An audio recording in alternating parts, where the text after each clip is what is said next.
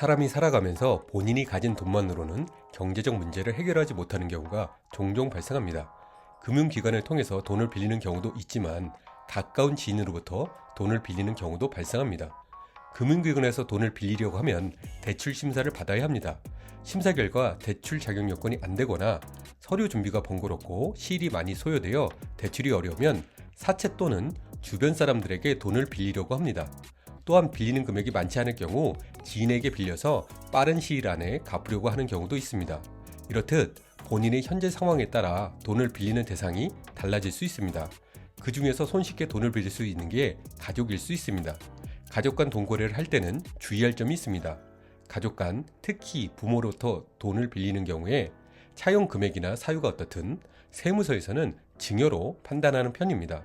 왜냐하면 차용의 형태를 빌려서 탈세를 시도하는 경우가 많기 때문입니다.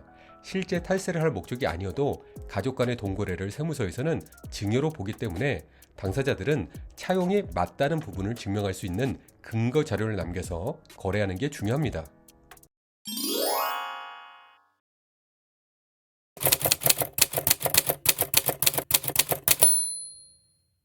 가족 간, 특히 부모와 자식 간 돈 거래를 하는 경우에는 세무서에서 증여로 판단합니다.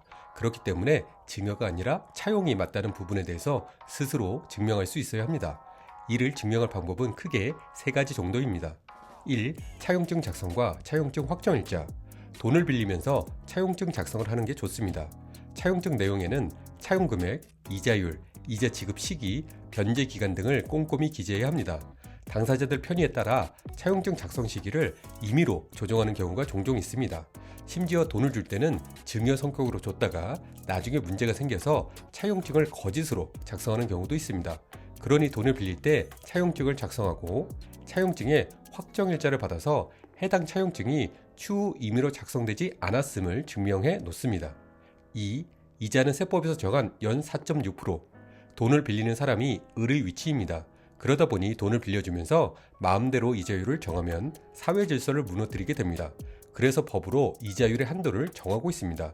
현재는 20%가 최고 이자율입니다. 그러므로 20%를 넘는 이자는 불법입니다. 그러나 오히려 가족 간의 돈 거래를 하면서 너무 낮은 이자나 무이자로 책정하여 돈을 빌릴 때 아무런 부담이 되지 않게 정하는 경우가 발생합니다. 그래서 교묘히 증여의 형태를 차용인 것처럼 꾸미는 경우가 발생합니다. 그런 부분을 방지하기 위해서 법에서는 연 4.6%를 가족 간 법정이율로 정하고 있습니다. 다만 법정이율 4.6%보다 낮은 이율로 책정했더라도 다음의 경우에는 예외적으로 허용하고 있습니다. 바로 연 이자 차액이 1천만 원 이하인 경우입니다. 사례를 들어 설명해 드리겠습니다. 가족 간 5억 원을 차용하면서 연 3% 이자율로 정했다면 1년 이자는 1,500만 원이 됩니다. 5억 원을 가족 간 법정이율 연 4.6%로 계산하면 1년 이자는 2,300만 원이 됩니다.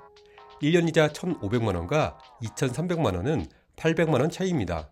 차액 800만 원은 연이자 차액이 1천만 원 이하인 경우에 해당합니다. 그러므로 증여세가 과세되지 않습니다. 이 계산법에 따라 가족 간 차용금이 2.17억 이하일 경우 법정이율 연 4.6%를 적용하면 연이자가 약 998만 원이 됩니다. 998만 원은 연이자 차액이 1천만 원 이하인 경우에 해당합니다. 그러므로 무이자로 2.17억 이하를 차용하는 것은 증여로 보지 않게 됩니다. 이럴 경우도 차용증 작성과 차용증 확정일자를 받아두어 근거를 남겨놓는 게 좋습니다. 3. 이자에 대한 입금 내역. 차용증 작성과 차용증 확정일자를 받아놓고 이자도 법정일 기준으로 책정했습니다. 하지만 이자 지급일에 이자를 지급하지 않는다고 하면 세무서에서는 증여로 볼 가능성이 높습니다. 증여로 보이는 걸 회피하기 위한 수단으로 단지 서류 요건만 갖춰 놓은 걸로 볼 수 있습니다. 그러므로 꼭 이자에 대한 입금 내역은 존재해야 합니다.